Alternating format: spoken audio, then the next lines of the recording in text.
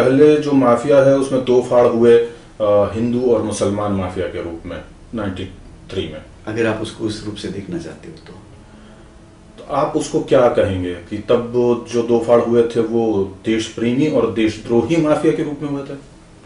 नहीं, मैं ये नहीं कहूँगा। जहाँ तक मेरी समझ है कि छोटा राजन का दाऊद से अलग होने का कारण ये था कि उसके कुछ लोगों को दाऊद ने मार गिराया, सिर्फ इस वजह से कि उन लोगों ने जो है दाऊद के खिलाफ कुछ बात कही, जहाँ पर उन्होंने ये जाहिर किया कि वो दाऊद को अपने मुखिया के तौर पर नहीं पहचानते थे, वो पहचानते सिर्फ छोटा राजन को थे अपने मुखिया के तौर पर। और ये जो लोग हैं जी, जिनके बारे में आप बात कर रहे हैं, ये लोग कौन हैं?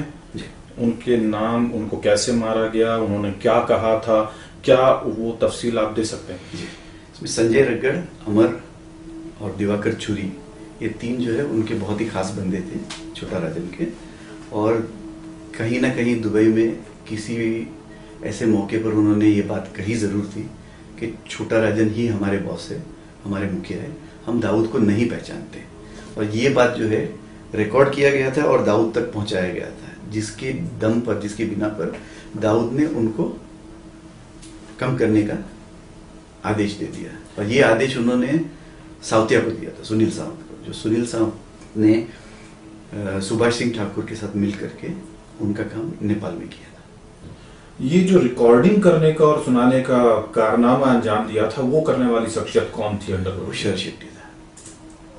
उन्हें क्यों इन लोगों ने कहा कि हम नहीं मानते दाऊद को? क्या कहा था? कुछ ऐसी बात हुई थी, कुछ पैसों को लेकर के कुछ बात हुई थी, जिस पर शरद ने कुछ ऑब्जेक्शंस उठाए इनके सामने कि ये जो आप कर रहे हो ये गलत कर रहे हो। तो इस पर उन्होंने ये कमेंट पास किया कि हम तुमको भी नहीं जानते और तुम्हारे बॉस को भी नहीं जानते, हमारे बॉस छोटा राजन है, वही समझाएंगे और वही बताएंगे कि हम ये क्यों कर रहे हैं और क्या कर रहे हैं करके। इसका मतलब ये था कि डायरेक्टली उन्होंने टॉप अथॉरिटी को चैलेंज किया था, और इस चैलेंज के लिए एक जवाबी तौर पर कोई जवाब देने के लिए जो है ये दाऊद ने स्टेप लिया। और उसके बाद में धीरे धीरे करके छोटा राजन को भी डिग्रेड या मार्जिनलाइज किया गया। इस बात को लेकर के छोटा राजन के मन में पहले से एक बात पैदा जरूर हो गई थी कि उसे दाऊद से अलग होना था। उसके बाद में बना बॉम्ब ब्लास्ट। बॉम्ब ब्लास्ट एक उसके लिए एक सिर्फ बहाना बन गया, एक मुखौटा बन गया कि मैं इसकी वजह से अलग हो गया हूँ। हालांकि ये बात मुझे पता जरूर थी, लेकिन मुझे ये था कि कोई ऐसी फोर्स, एक ताकत है जो इनको टकरा सकती है। ये बताइए कि छोटा राजन के साथ में आपका इतना अच्छा जुड़ाव रहा है, छोटा राजन पर बैंकॉक में हमला हुआ, उस हमले की बाद में आपने उन्हें यहां से निकाला जी। ये चीज, ये तथ्य जो है अभी तक बाहर नहीं आया था, प्रकाश में नहीं आया था। ये पूरा सेटअप आपने कैसे किया था? ऐसा था कि जब छोटा राजन पे हमला हुआ तो सबसे पहले मैं और भरत नेपाली उन्हें मिलने गए थे, क्योंकि किसी को पता नहीं था इन पे हमला हुआ था करके।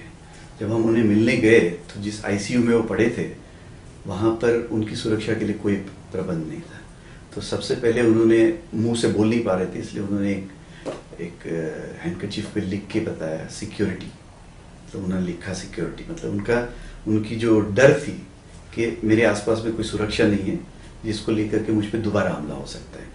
इसलिए जो है हमने कुछ हमारे अच्छे दोस्तों को कांटेक्ट किया जो थाईलैंड में बहुत पावरफुल है, और उनके जरिए जो है हमने पुलिस के पास एक अर्जी की, और जिसके तहत उन्होंने कई लोगों को, मतलब पुलिस की एक बड़ी सी फोर्स या गुत्थी जो की है वो वहाँ पर इनके लिए तैनात कर दी। और यही जो मतलब पुलिस थी इनकी सुरक्षा के लिए जो रखी गई, ये आगे जाकर के हमारे लिए एक अड़चन बन गई, क्योंकि हम तो उनकी एक्सट्रेडिशन प्रोसीडिंग्स को फाइट कर रहे थे। हमें ये उम्मीद था कि ये एक्सट्रेडिशन को हम स्टॉप कर सकते हैं, लेकिन वो स्टॉप हो नहीं पाया। इंडियन गवर्नमेंट ने बहुत ही अच्छी तरह से प्रूव कर दिया कि यही छोटा राजन है करके। उस वक्त हमें निकलने के लिए दूसरा कोई रास्ता नहीं था सिवाय एस्केप, वहां से भागने का ही रास्ता था, कोई दूसरा रास्ता नहीं था, वरना छोटा राजन पहुंच जाते वापस इंडिया। तो इसलिए हमने, हमारे कुछ वहाँ पर लोकल दोस्त थे जो मिलिट्री में बहुत ही पावरफुल है, उनकी मदद से जो है हमने वहाँ से भागने का प्लान तैयार किया। पहले मैंने और भरत नेपाली ने जो है मिल करके एक माउंटेन क्लाइंबिंग का कोर्स किया, क्रैश कोर्स जिसको कहते हैं, और हमने माउंटेन क्लाइंबिंग के लिए जो ज़रूरी औजार है जैसे रोप से पुलिस वगैरह जो है, इसको यूज करके हम लोगों ने 4th फ्लोर से नीचे उतरने का पूरा प्लान बनाया। उससे पहले जो वहाँ पर सुरक्षा के लिए जो तैनात पुलिस थी, उनको सबको हम लोगों ने ड्रिंक्स में कुछ स्लीपिंग पिल्स मिला करके उनको सुला दिया, और उनके सोते हुए हम लोग वहाँ से नीचे उतर गए।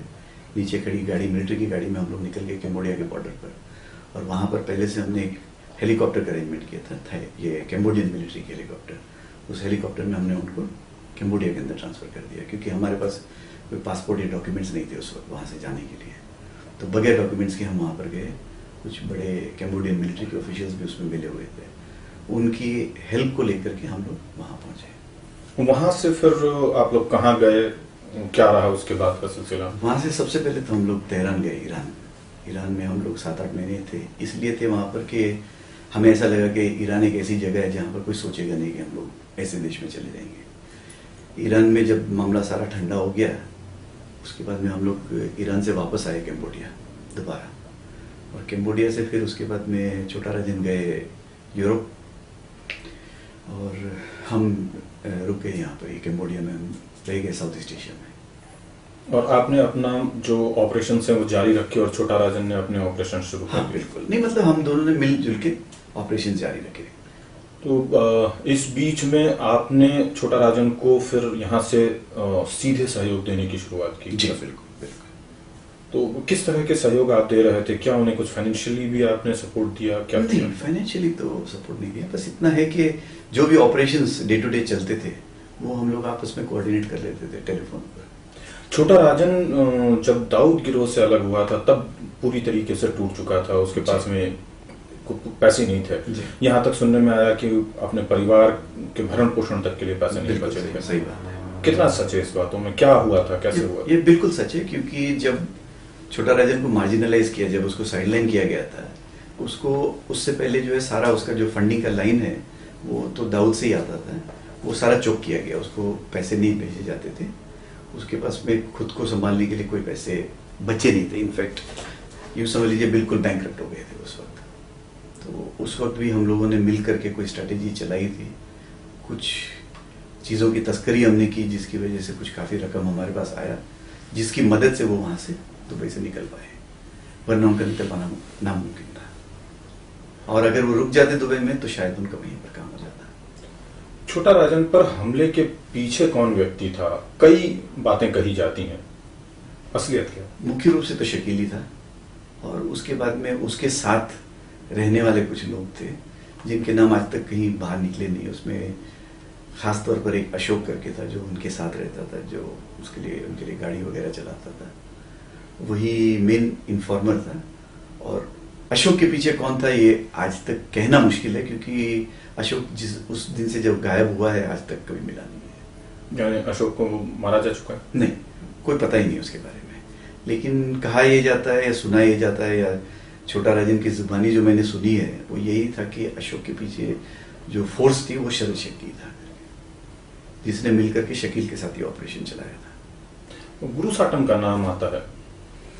ये एक शक की सुई उन पर भी जाती थी, क्योंकि गुरु साटम और रवि पुजारी उनके साथ ही रहते थे उस वक्त, और उसके बाद वो लोग गायब हो गए थे वहां से। तो शक की सुई तो उन पर भी चल रही थी, ये जरूर था, लेकिन किसी पुख्ता तौर पे कोई कह नहीं सकता। गुरु साटम छोटा राजन से कब अलग हुए, किन हालात में हुए, उसकी कुछ जानकारी आपके पास है? बस ये शूटआउट से पहले, शूटआउट के बाद वो कभी एक दूसरे के साथ रहे नहीं। शूटआउट के होते ही या उससे कुछ दिन पहले गुरु साटम और रवि पुजारी दूसरे देश चले गए थे, उसके बाद में कभी लौट के